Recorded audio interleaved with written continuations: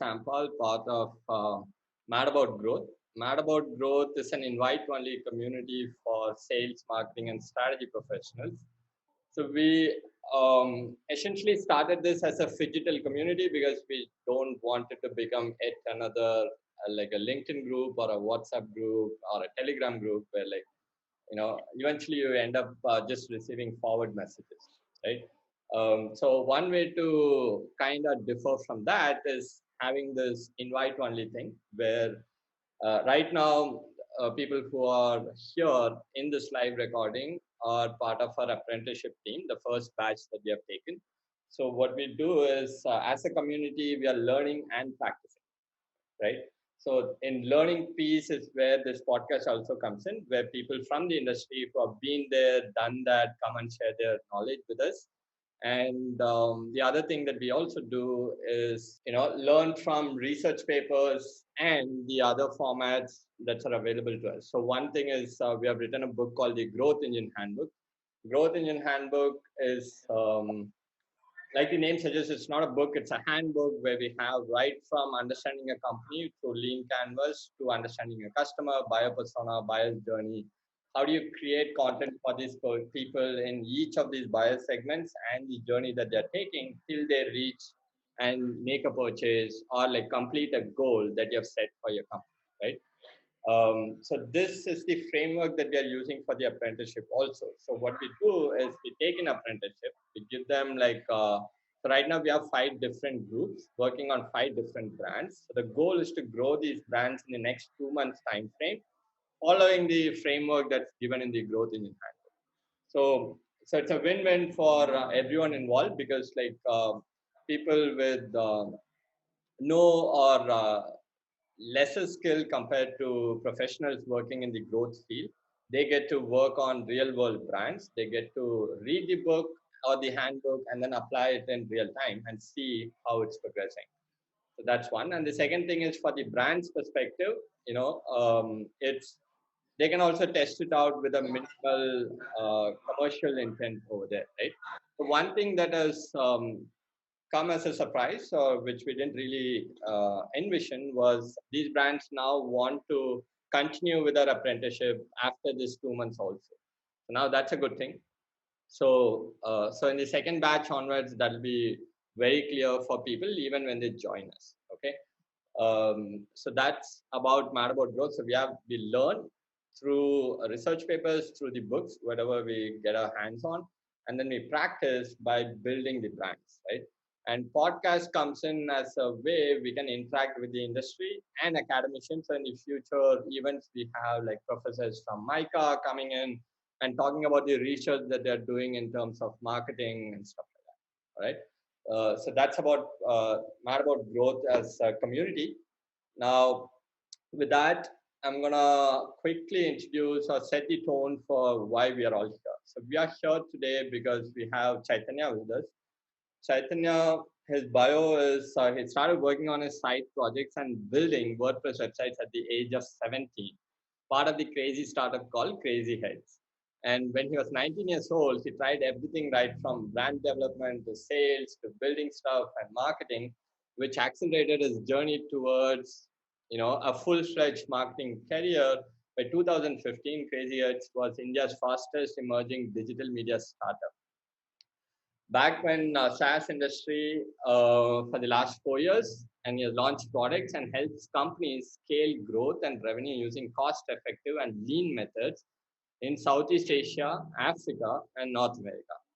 So currently, he's the head of growth at Appknox, a leading mobile security startup across India and Singapore. All right, that's a pretty impressive bio for someone as young as you, I would say. Not pretty much, yeah, but yeah. Sorry? Yeah, not pretty much is not interesting as like what you think, but yeah, it's a kind of a compliment. I would take it. Yeah. Okay, So great. first, let me congratulate on what you're doing on Mad of Growth, right? So I've been looking at things like Growth Tribe, Product School, and other things which people talk in the US in the SaaS industry, right? Right. So they follow these lean methods where they take things from the research papers and apply into the actual thing. one of the things I can talk about is, so when you think about marketing, people talk about uh, general way of looking at ads and all of things. But when you actually think and apply methods from the research, they talk about user psychology, the dopamine effect, like why you have the notifications button on Right. Instagram with bumble the things, right? So that is what you get when you study the deep methods. I mean, if you're bringing that kind of things to the Indian ecosystem, I mean, it's pretty much interesting for everyone who's looking at a marketing space. Lovely. Thanks a lot. Thanks a lot, man. I mean, we are trying, right? Like we just Yeah. started, and people like you, when you can suggest, like if you come across a cutting edge research paper and that you have used, and you're like, hey guys, just check this out, right? That'll Hmm. help a lot as well. And like we said, it's a community, so we want to grow these skills, right? And people, and Hmm. especially given the fact that India is going through this, not just India, internationally, we are going through this deep recession that no one has foreseen, Yeah. and it becomes even more pertinent for people to improve their skills and Hmm. create a personal brand as well while they're improving their skill, right? Hmm. That's Yep. one thing that's also kind of cohesively putting us together into this space, and like, okay, let's learn and let's try to build a brand, and Hmm. in that process build a personal brand as well, Hmm. right? Okay. Okay, so one thing that really caught my mind was when you said, you have helped companies scale in terms of revenue using cost effective means, but Hmm. across Southeast Asia and then Africa and then North America. Okay. Now, this, Yeah. like, it's like length and breadth of the world that you've covered essentially. So, Yes. have you seen any cultural differences in terms of the ad copies that you're generating when you're doing something for Africa and when you're doing something for Southeast Asia and then North Uh, yeah, a lot. But before let's talk about ad copies, America? let's talk about a user perspective of buying a product and Right. how would he look at a product or a service, right? Okay.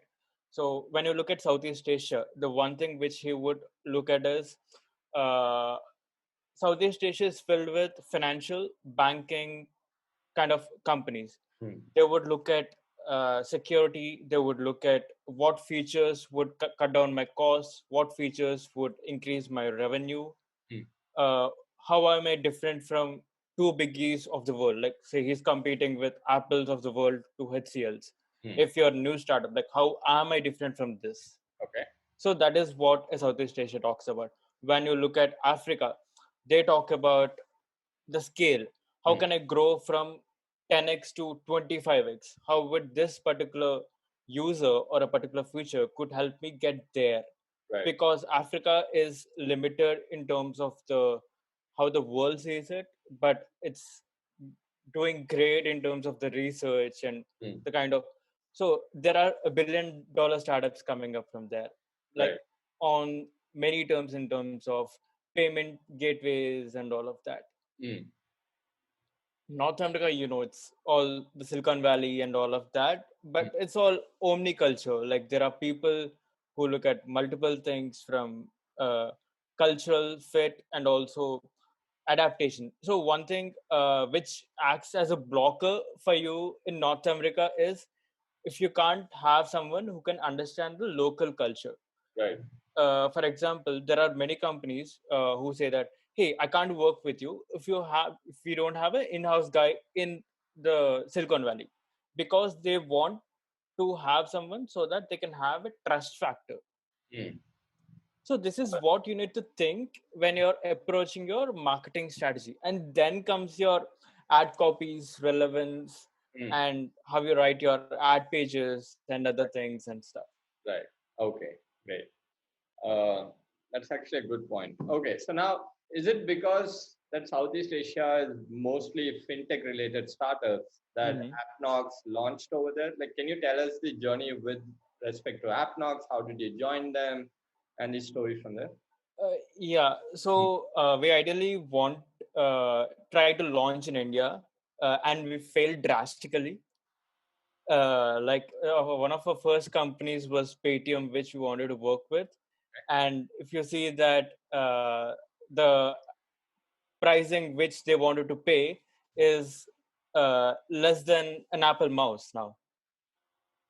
Okay. But if you look at a Singapore-based company where they're really focused on security and they're really focused on what ROI you bring in, how can they save workforce costs? And then we thought that's the right place. And how I joined Appknox is one of the co-founders is a good friend of mine. Okay. Eventually, Appknox is my first client when I'm working with Crazy Heads. Oh, okay. I mean, we have a relation building up and all of that. Mm. And one of the co-founder was leaving, and they want some marketing guy like who can join in and pull the plug right away, like without who just knows industry and who knows what to do and what not to do. And that is how the journey started. Okay. Okay. So then, what was your first 1 month like when you joined them?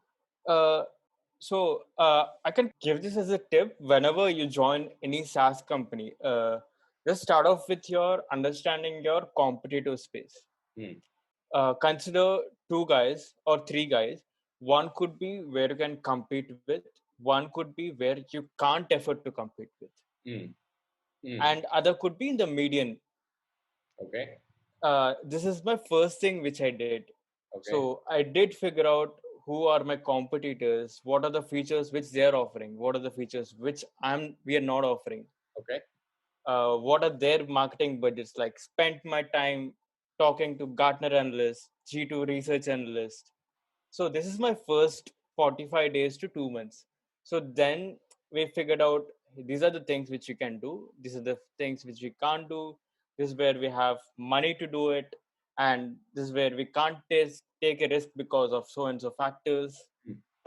Then we put up a plan that these are the early pointers which we can think. If we do it now, this can grow. One of them was search. Okay. Uh, Even when we are at 16K MRR, we're clocking about 10 to 15,000 hits per month. But what was doing wrong was they're not relevant traffic. I mean, people who are looking for a free solution, people who are like, cybersecurity is a vague domain.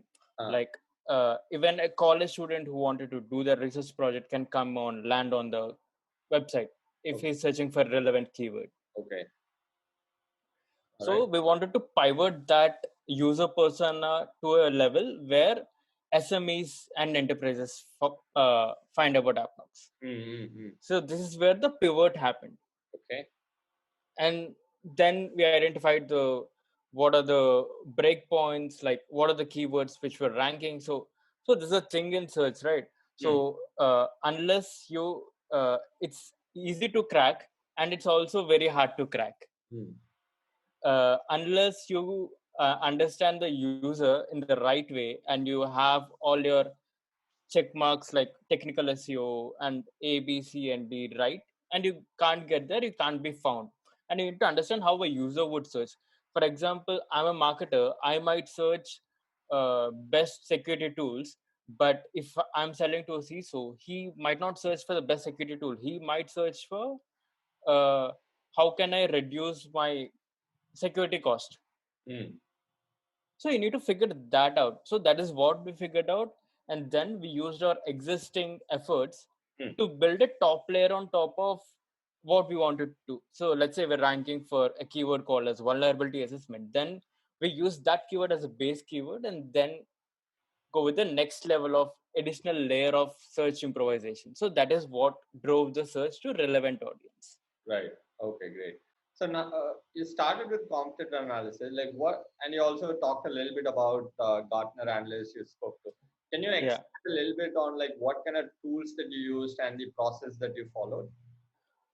So competitor analysis is simple. Don't dig into it. You just search for some Google Sheet templates and figure out. Uh, so to break it into summarize into simple thing, understand what are the go to all the review sites. Okay. Figure out the negative reviews of your competitors. Right. And now figure out if you have any feature or any particular USP which can overcome these. Right. Okay. Which you already have, or you're planning to then build? Which we already have, but we don't know is it right to market those or we need to market the whole suit. Right. Okay. So that is when we understood, hey, these are the big guys and they're having issues. And there are a lot of people who can't afford because the starting cost of the suit which we're competing starts at like $2 to $3 million per year. That's a huge, and they're having these kind of issues. Right. And if Appknox wanted to compete with those kind of guys, we need to be edge on edge. Like you need to tell that, hey, this guys is having that. This is where Appknox can help you as a startup. Right. Nice.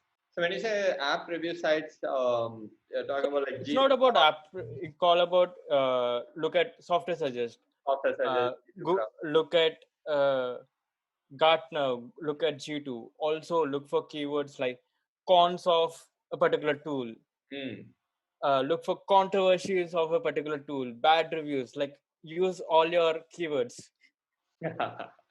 Very nice. So that was my next question, which is, so when you say you did keyword optimization, so so probably it was like broad match, and then like you kind of brought it down to like phrase matches, and then like exact match, like yeah, okay. yeah.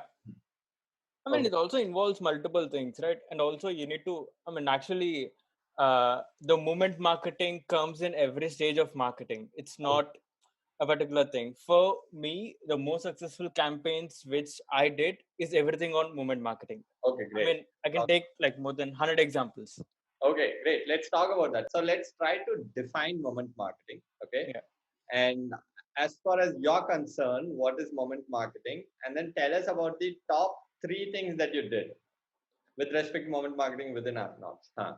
Okay. So moment marketing for me in the B2B space, no one would buy or look at a particular product unless you build a connection trigger. So that is where my moment marketing starts. Okay. And user social influence. So one of the things, I'll take an example which I did today. Okay. So I was looking at my LinkedIn feed. So there's this G2 analyst which I follow. He was looking. I was writing a post on which says, in the last 15 days, there is 20% increase on no-code platforms and how much they're spending on security. So what gives me is I need to talk about something on no-code platforms and how they can improve the security now and do an outreach plan. Very nice.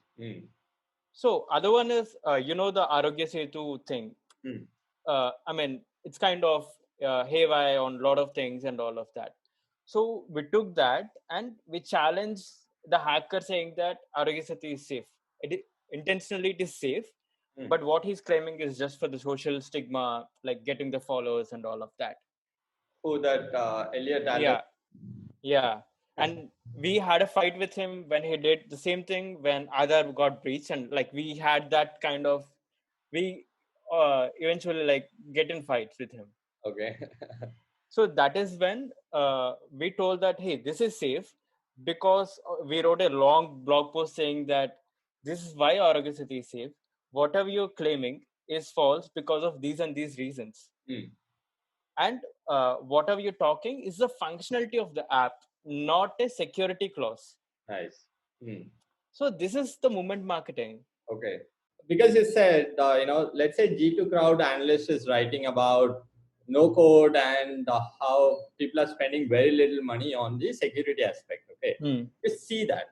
Now, from the moment you've seen that to churning out a content, okay, what's the process? Like, do you sit down and write, or you tell your team to write it? Like, how does it go? Like the process, because you have to right? So just to give it idea, Appknox marketing team is very lean. Like it's a 3-member team. Okay. So initially, like whenever I just put them on Slack and they'll start researching from the right then. And within the first day, we have a draft, we have a landing page copy. Everything goes in like 3 to 4 days. Okay. Or 3 to 4 days. Maximum. Okay. So same thing happens with, let's say this Elliot Alderson releases a Medium blog saying that Arogya Setu is this. And then in 3 to 4 days, you're able to respond to him with a detailed analysis. Okay. Yeah. And so then, does that mean like you understand the product and the features as much as the tech team and the founders? Actually, I would say a marketing team needs to understand better than the tech team. Okay. Good point. Uh, so let's see, tech team. There are few guys who dig into a lot of information, but there are few tech guys who work in a different way. You tell them, "Hey, this is what I wanted to build." They'll just build that. But marketing team need to understand how you build it. Like, what are the things involved in it? Is there someone who already built it, or is it useful? Who is the persona? And lot of things. Okay. Even even my founder comes back to me sometimes and say that, hey, this is what we're trying to do, what do you think? uh, I mean, okay. marketing needs to be on data, on features, having all eyes open all the time. Right. Right. So that's where your initial 45 days to 2 months of understanding your competitors, understanding your products Yeah, better, that helps, right? yeah. Okay. Nice. Okay. So, any other thing that comes to your mind with respect to moment marketing that maybe that you have implemented, or maybe you have seen some other marketer implemented, and you're like, man, like, wish I had done that. So there is other thing which we implemented at some point, like before joining Appknox implemented. So there is this particular time when we're going into this phase of a hard time of acquiring users. Okay. uh, it's back then in 2016 Mm. when we are somewhere between whether Singapore is the right place or India is the right place and things. Mm. That is when we came up with a plugin for Android Studio. Okay. Oh, nice. It's called as a Grammarly for your code security. Very nice. Uh, so the kind of users which we wanted to target at that point of time are the initial developers in the companies like Freshworks, IBM, who won't buy a product, but they can spend enough like $20 to $15 to buy a product which can solve a lot of issues for their year. Mm. And then you can have a channel to approach their managers, super Okay. seniors, if you build that range of the product. Okay. So, how long did it take? Who came up with that idea? How long So did it one of take my for you guys to build yeah it? my CTOs came up with the idea. It took us about 45 days to build the product. Okay. Okay.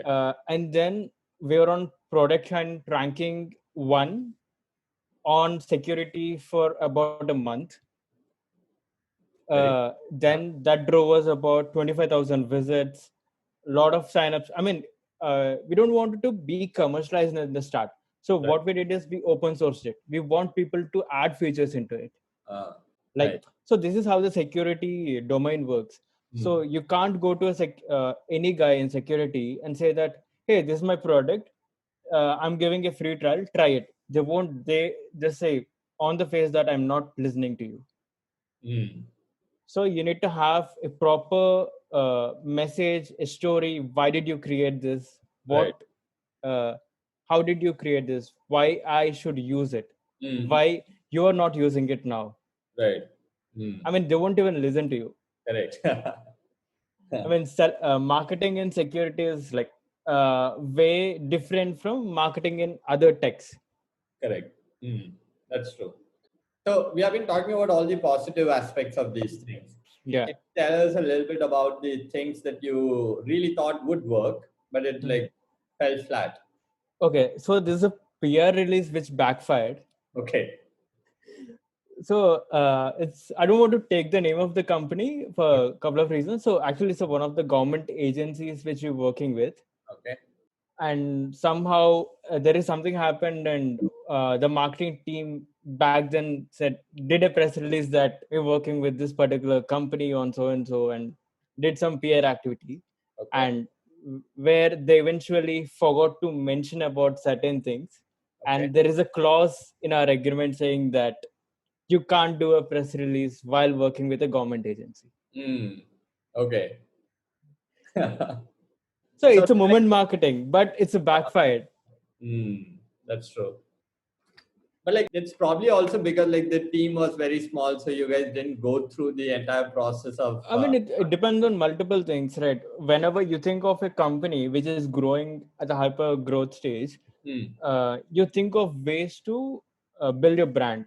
Right. In that phase, you missed a lot of things. There are a couple of experiences. At the end, we went to a stage where this guy is not paying us anything.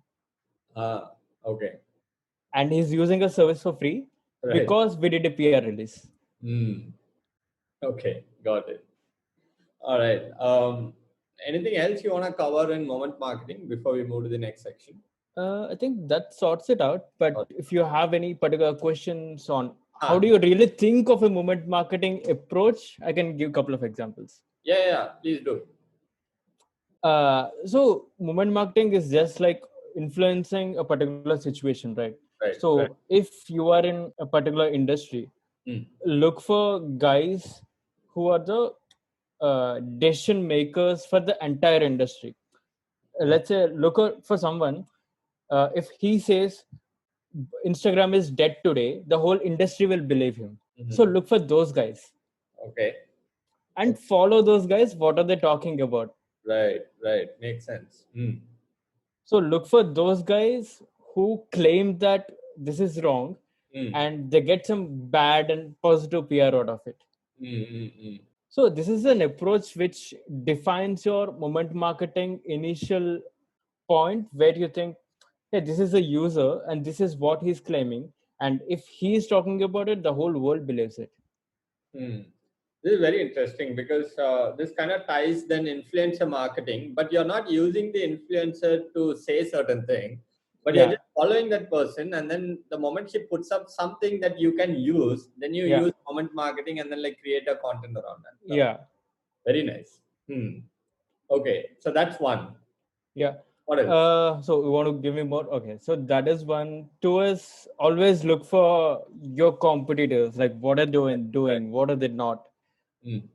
So you don't believe me. I have Google alerts triggering me every day. Whenever someone writes a negative review of my top 10 competitors, I get a Google alert. Okay. Cool. Competitor analysis. So yeah, this is your art of war with Sun Tzu, right? Like understand your enemy. Yeah. Okay. I mean, the multiple things, but as a start, you need to start at some point, right? So this is your starting point. Right. When you dig deep into it, then you should be applicable. I mean, can create your own framework into it. Okay. I mean, I have a defined framework which works for me, Right. but I can't say that the framework which works for you. Correct. But this would act as a starting point to just start your journey into the moment marketing. Very nice. All right, let's go into the rapid fire round now. Okay. Yeah. So what's the best purchase under 5,000 that had a positive impact in your life recently? Or at any point in time? So probably the couple of Appknox deals which I buy. So a lot of them had a very big impact. So yeah, so Appknox is a lifetime deal, if you might not know. So I was at this one stage where I can't afford a SEO tool. Okay. And I have a big project. I mean, the tool is like for $100, but but this is a big project which is worth a good amount of money. If I can't have that tool, I can't take up that project. Right. But I don't have that initial money to buy it. So these kind of things change my journey towards lot of things. Okay. So what did you buy with 5,000 rupees?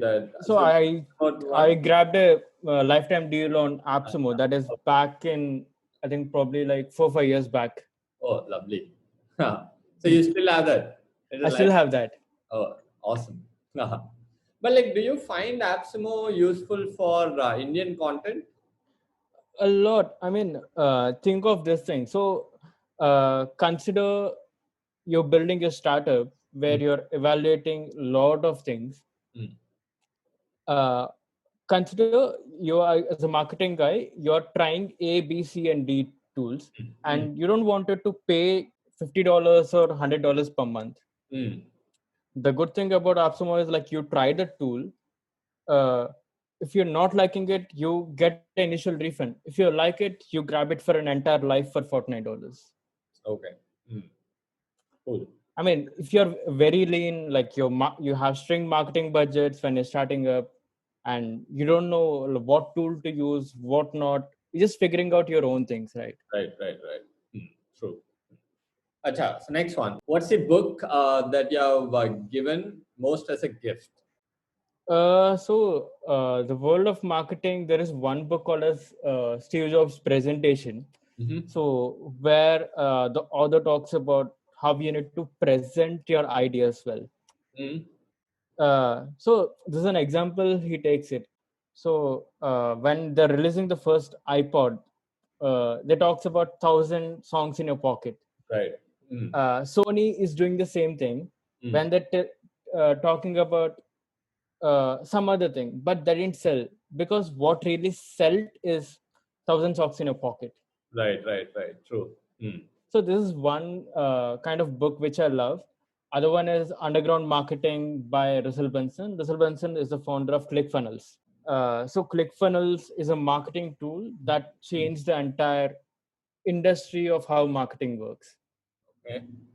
So they're a company where they're bootstrapped and they are currently doing about 100 million.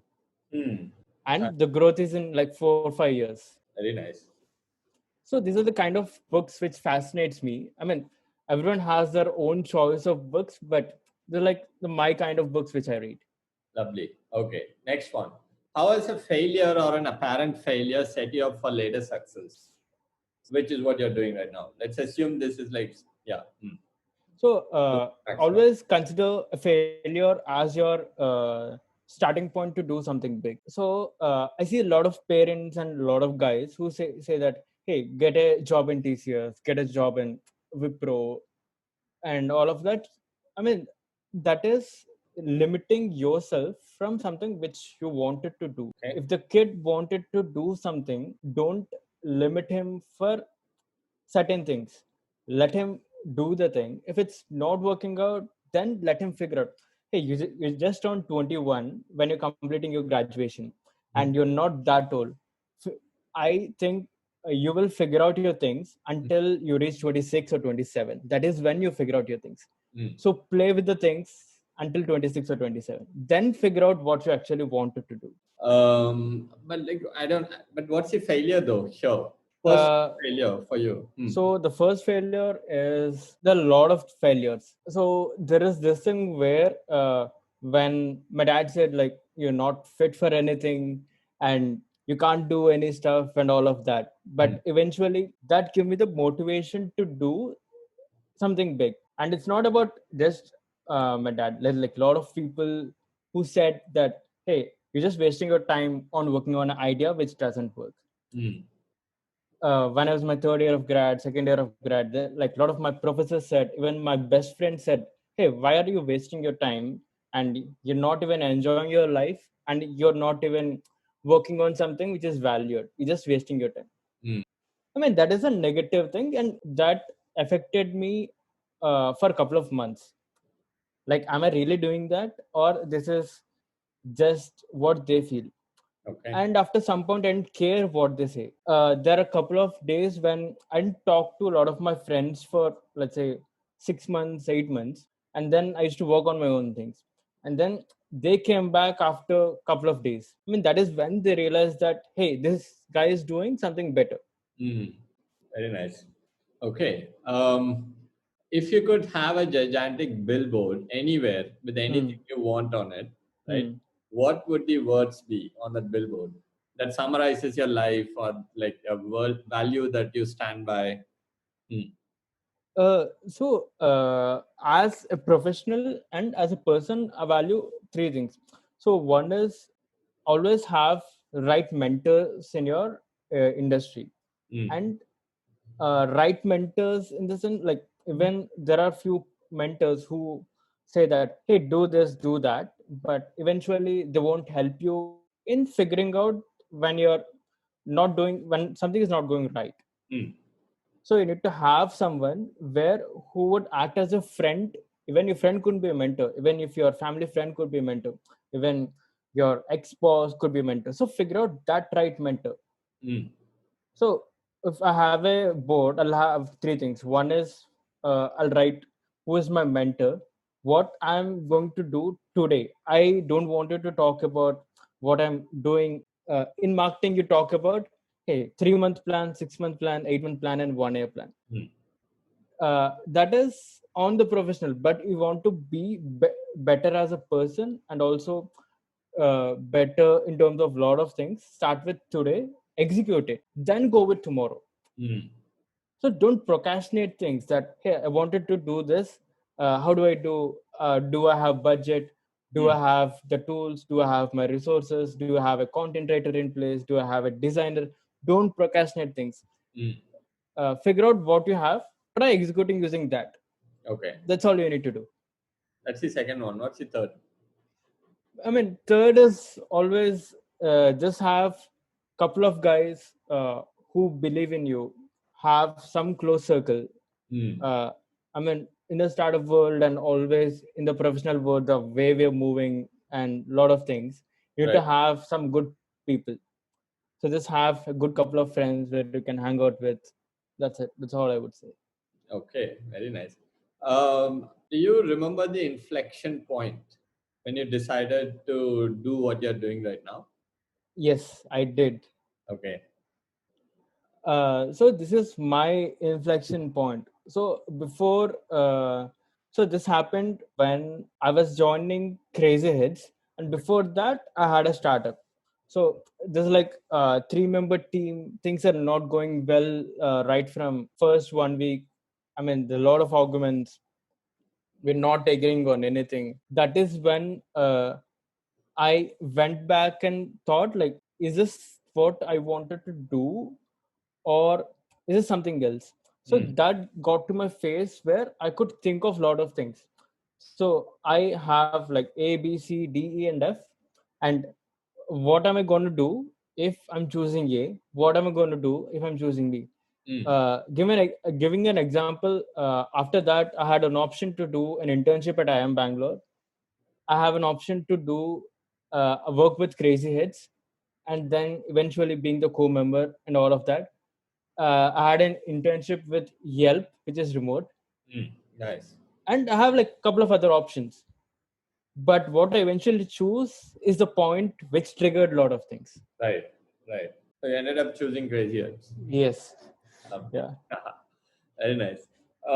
Okay, so this is something that most people go through, especially marketers. Like you do a particular campaign, it doesn't work as well as that you had hoped for. So there are Mhm. moments when you feel down, right? Like, Mm. how do you pick yourself up when that happens? So this thing. So don't consider marketing as a very successful journey. Mm. First thing. Mm. So let's say if you're doing 10 campaigns, one will work out, Mm. or sometimes even that one will not work out. Okay, that's true. So if you are seeing something, so give a particular time to each of the campaigns of what are things you're doing. Mm. Uh, so understand what is the average industry success rate, like how many days a particular guy is doing and where he's getting succeeded. Right. Uh, Optimize that to that level where you're saying if something is not going right, leave that, pick up some other idea, Mm. execute that, and then maybe after 2 months or something, come back to this. Okay. Think of a new approach. Mm. So that is what I do. Okay. All right. Very nice. What advice would you give to a smart, driven college student who's about to Mm. enter the real world, right? And Yeah. what advice should they ignore? So first thing, don't fear about your placements. Don't fear. I mean, your placement is not gonna teach you anything in the real world. Hmm. I mean, always choose your first company where you can learn things and build good relationships. Don't think like, hey, I'm studying in IIT, BITS Pilani, VIT. Why should I work with the startup? Hmm.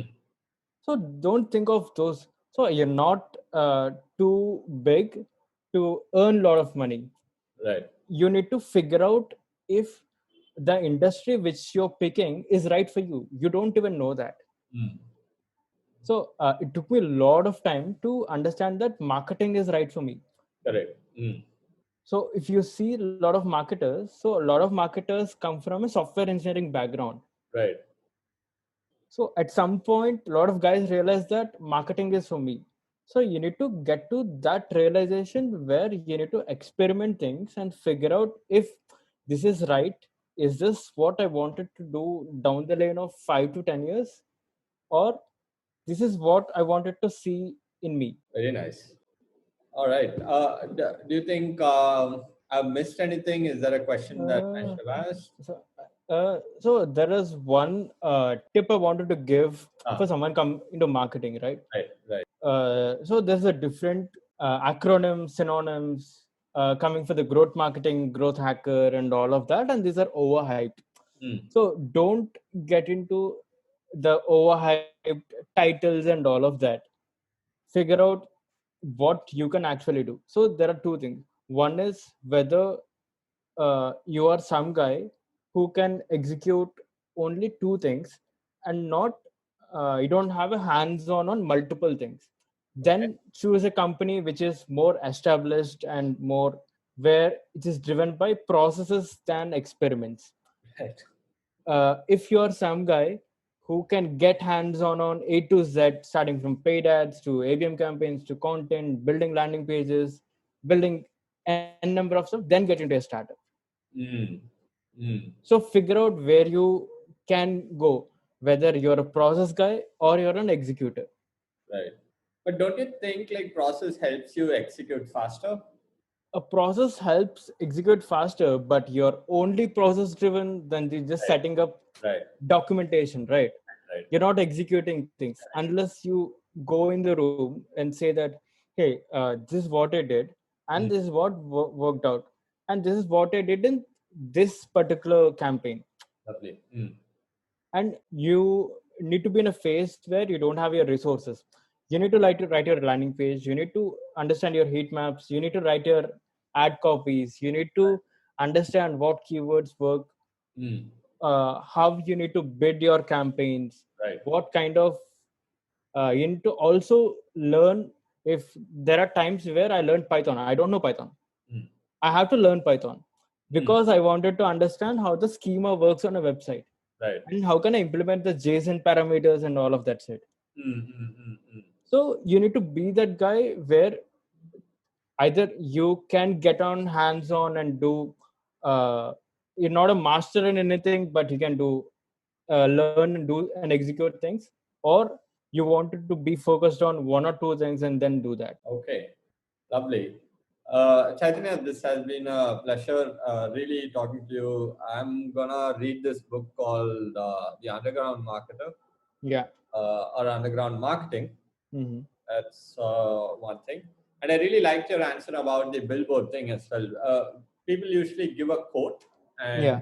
you kind of broke it down into three different things. Okay, so what we'll do now is we'll take Hmm. questions, and guys, if you wanna come on cam and ask the questions, we can do that. Or if you wanna put it up on chat, that's fine as well. Yeah, it could be around moment marketing. It could be about Anything. I mean, you can ask me about anything. I mean, literally anything. You just all open right. my ears. Yeah. Hi Chaitanya, Rasika here. Hey, Rasika. Hi. Hi. So I have a question for you. Hmm. So everyone wants to go viral these days. So Yes. whatever the definition of their own viral means, Hmm. since we don't know what clicks and what doesn't, Hmm. I just wanted to understand there's a bias which says that it's easier for the bigger brands to latch onto the trends because in any case they get a lot of traction. Hmm. So if they post something topical, it's generally seen as it's easier for them to garner attention around that, as opposed to any upcoming or new brand.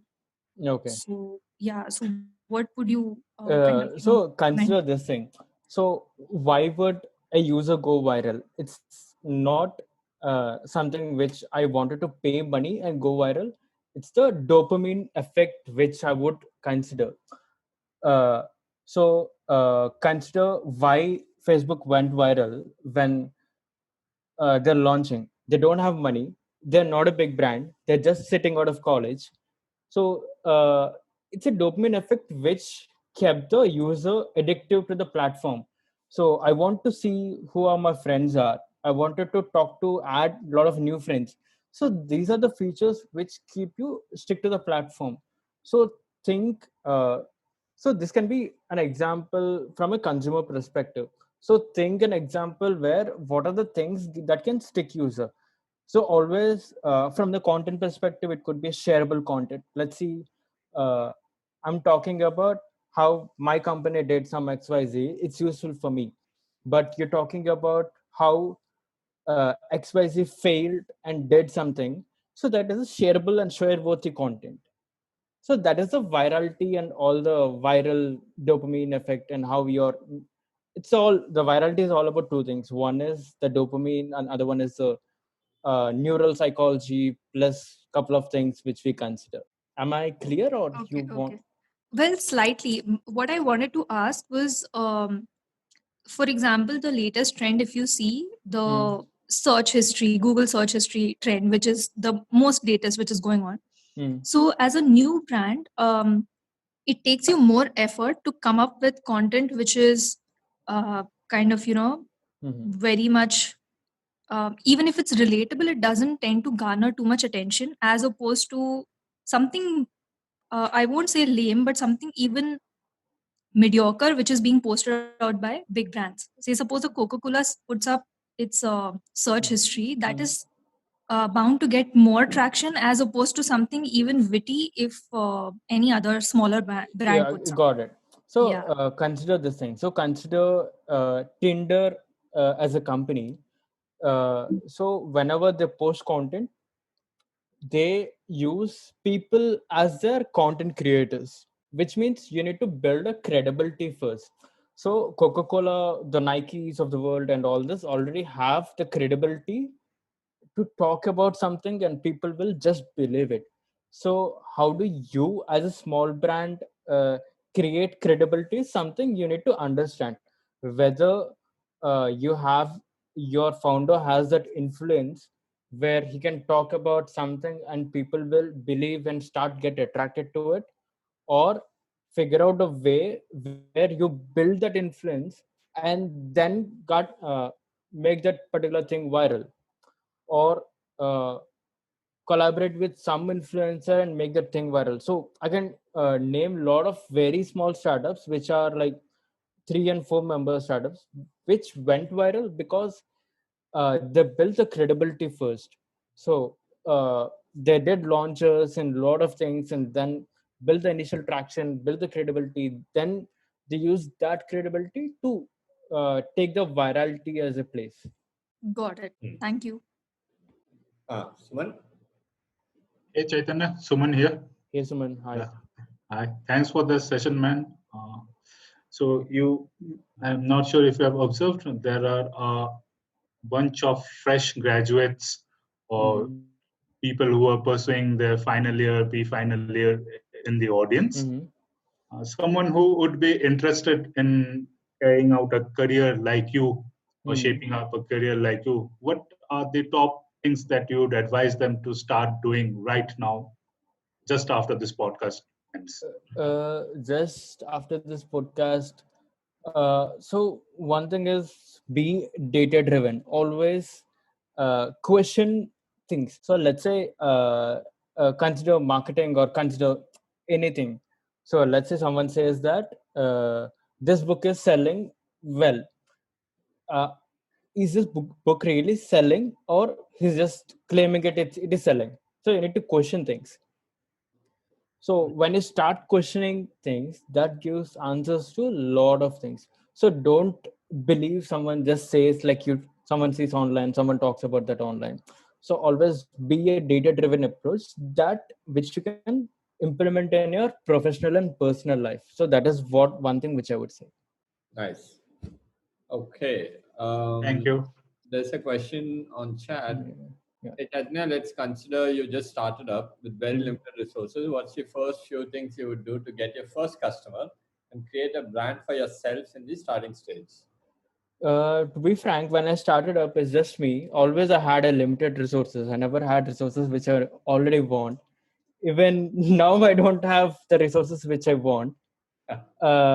So bringing my first customer, first is who is my first customer is one thing which I wanted to figure out.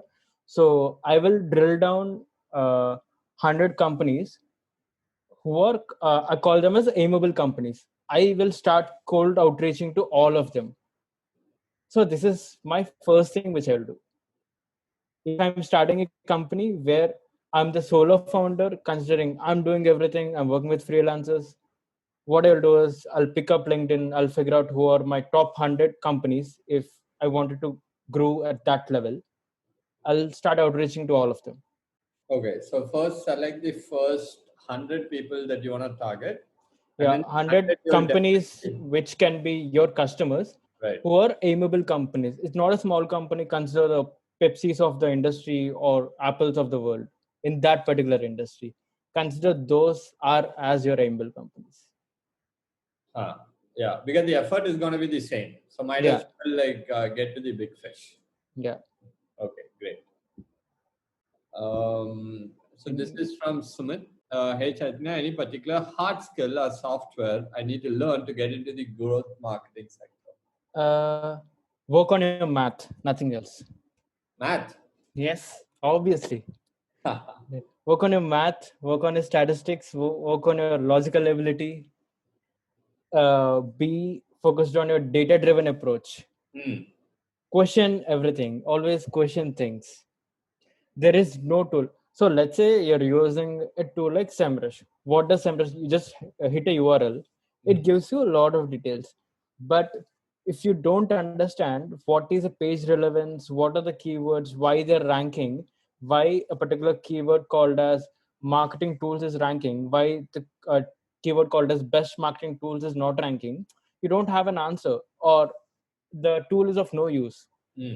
So it's all data driven with data, driven with hows and whys in marketing. Right. It's not the tool which does the work. It's all the data which does the work. Correct. So, but how do you balance this very logical set of a mind frame when you're on the creative part? Let's say you are designing something or writing an ad copy, right? So a good balance is what is required, right? Yeah, I mean, so consider I'm writing an ad copy. At that point, what I need to know is what are my so look at first thing. If you're writing an ad copy, are you the guy who can write ad copies, or you're trying it for the first time? First, understand that. Right. Two is what are the USPs which a user would click. So write it on a paper. See that if you're seeing that as a pamphlet or a normal paper, would you going to buy that thing or not? Right. Then put it in an ad copy, the Google Planner, and all of that. Okay. If you're not buying the product, no one is going to buy it. Right. That's true. I mean, show it to someone who doesn't have any knowledge about the product. He can be one of your cousins of 9th class or 7th class. Show him. Always like we talk in marketing, like talk like you understand. It understands to anyone in the thing. Like whether he can be a 3-year-old or 7-year-old or 10-year-old. If these are the people who you are targeting and he can't understand anything, it's not going to sell. Right. Because if you talk about features like vulnerability assessment, compliances, data, no one is going to understand. Even the CISOs sitting there, they don't understand this shit. Right. All right. Thanks a lot, Chaitanya, for doing this. This was really lovely having you. More than what I really liked. I mean, apart from whatever I've already said, is the fact that you're able to consistently follow through on what you set your mind, right? Yeah.